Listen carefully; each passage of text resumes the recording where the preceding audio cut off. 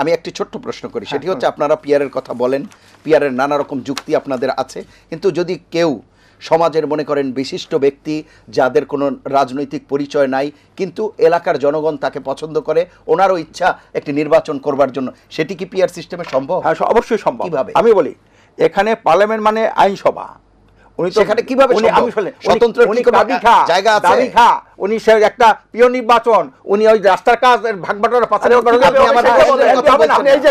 ওনাকে বলতে ওনাকে বলতে আপনি কথা বলেন কেন আমার সামনে? কথা উনি যা বলছেন আমি কথা বলি, ওনার সাথে আমি কথা বলি, আপনি বলেন কেন? আপনি আপনি দেখেন না, আপনি দেখেন না, আপনি বলেন দুর্নীতি দুরাচার স্বৈরাচার করতে করতে বিবেক বুদ্ধি সব হারাই ফেলছে এই 13 বছরে এই ক্ষমতাসীন দলগুলা। কথার মধ্যে দেখেন আমি কিন্তু প্রশ্ন পাইনি, আমি প্রশ্নের উত্তর পাইনি। আমি বলছি স্বতন্ত্রর কি ইলেকশন করার সুযোগ আছে?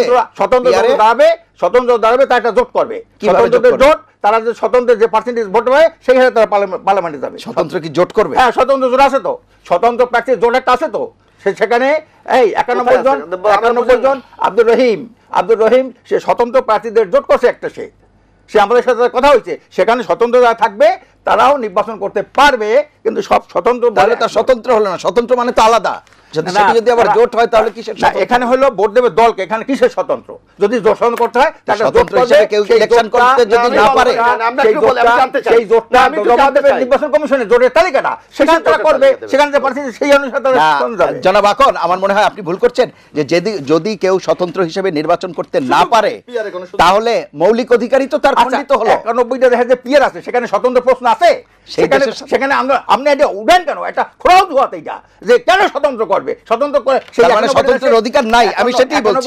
অসংখ্য ধন্যবাদ। 91টা দেশে কি স্বতন্ত্র আছে? অসংখ্য ধন্যবাদ।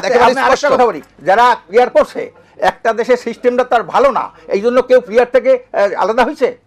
আমরা একটু শুনে আসি। হয় না তো, কাজী পিয়ারের সংখ্যা বাড়তে চেষ্টা করে। 1 মিনিট, যে ওয়েস্টমিনস্টার যে অবস্থা আপনি দেখেন, স্কটল্যান্ড সেখানে পিয়ার চায়, নর্থ আয়ারল্যান্ড সেখানে তার পিয়ার চায়, এবং ইংল্যান্ডে একটা এলডিপি নামক একটা দল হচ্ছে, এলডিপি। আপনার বক্তব্য স্পষ্ট, আমরা তো বুঝতে পেরেছি। আমরা একটু এবিএম মোশাররফ হোসেনের কাছে শুনি। এখানে উনি যে কথাটা বলছেন, আমেরিকার মতো দেশে দুটি রাজনৈতিক দল, ডেমোক্রেটিক রিপাবলিক, ওখানে স্বতন্ত্র দাঁড়াবার তো সুযোগই নেই, দাঁড়ায়ও না কেউ।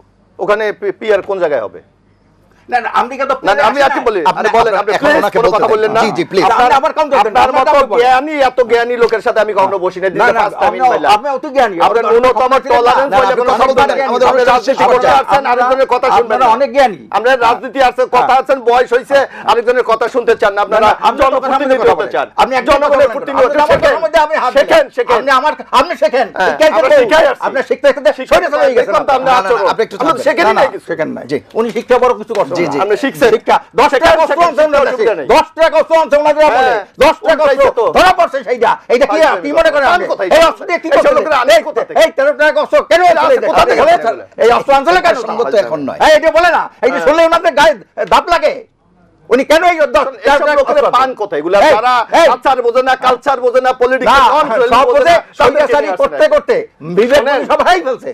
আপনাদের মতো লোক যদি দেশ পরিচালনার দায়িত্ব পায়, এই দেশের কি অবস্থা হবে? আপনারা তো 12টা হয়ে গেছে, আর আপনারা 14টা বাজাইছেন, আপনারা আরো বাজাবেন, আপনার সামনে আরো বাজাবেন আপনারা।